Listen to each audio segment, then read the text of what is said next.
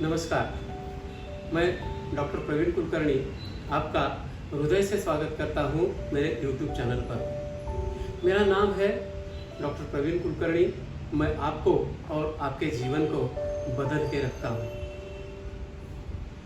आज हम एक ऐसा टॉपिक लेने वाले हैं जिससे हर किसी को सरोकार होता है। वेदना, दर्द, पेन, इस पर हम आज बात करेंगे। क्या होती है वेदना?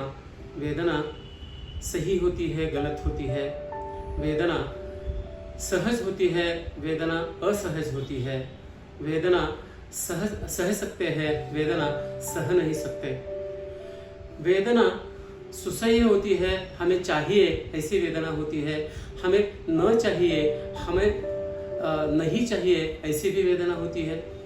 वेदनाओं को देखते हैं हम तो ऐसा लगता है, कभी कभी मैं तो अचरज में पड़ जाता हूँ कि वेदनाएं हमें चाहिए होती है, हम वेदना को चाहते हैं। बहुत बार ऐसी वेदनाएं होती है कि जिससे हमें सुख मिलता है। बहुत बार ऐसी वेदनाएं होती है कि जिससे हमें आनंद प्राप्त होता है, और ऐसी भी वेदनाएं होती है कि हमें वो सुख नहीं देती, दुख देती है। ऐसा क्यों होता है? तो हम इसके अंदर जाके परखेंगे इसको कि ऐसा क्यों होता है।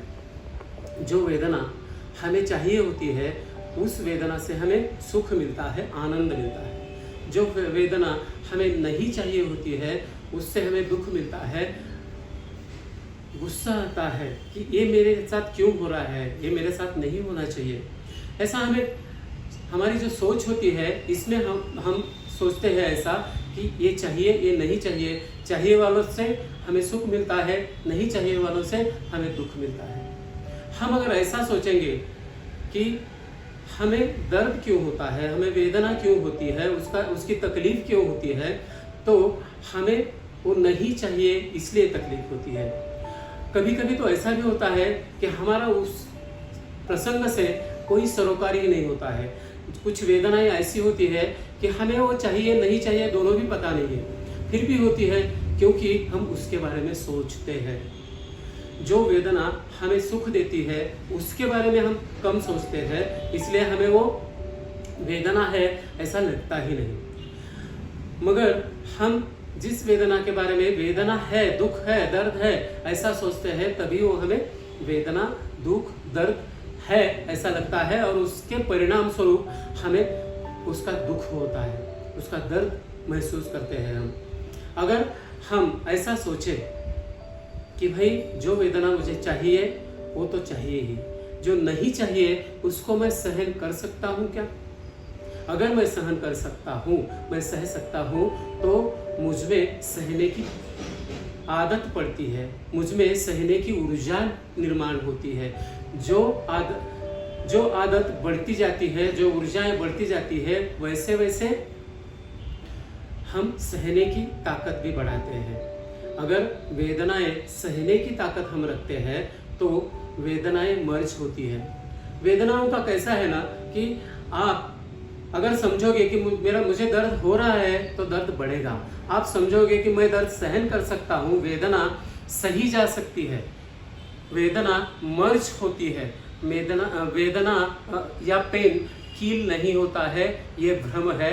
हम अगर कोई पेन किलर लेते हैं तो हमारे अंदर की कुछ संस्थाएं बिगड़ जाती है, इसीलिए पेन किलर नहीं लेना है कभी भी। मन की वेदना हो या तन की वेदना हो, हमें उसे सहने को सीखना है। हम अगर वेदना सहेंगे, सहते जाएंगे तो बहुत सारी वेदनाएं हमें तकलीफ नहीं देगी। दूसरा पार्ट है वेदनाओं का, जो हमें नहीं चाहिए, उसके साथ जाना ही नहीं है, उसके सोच में भी नहीं जाना है। जो चाहिए या जो हमारी प्रगति में मदद हो सकती है, ऐसी वेदना तो हमें सहनी पड़ेगी।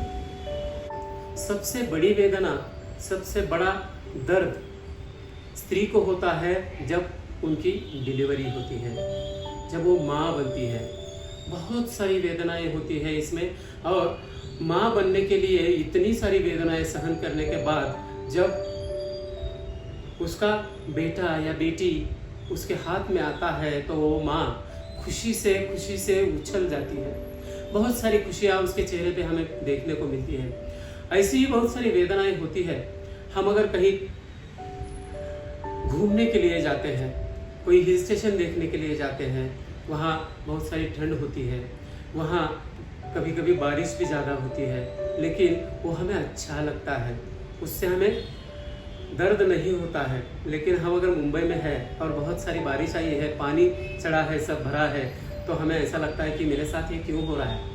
लेकिन हम हिल स्टेशन पे जाते हैं, वहाँ यही चीज़ें थोड़े इधर उधर हमारे साथ होती है, तो वो हमें आनंददायी लगती है।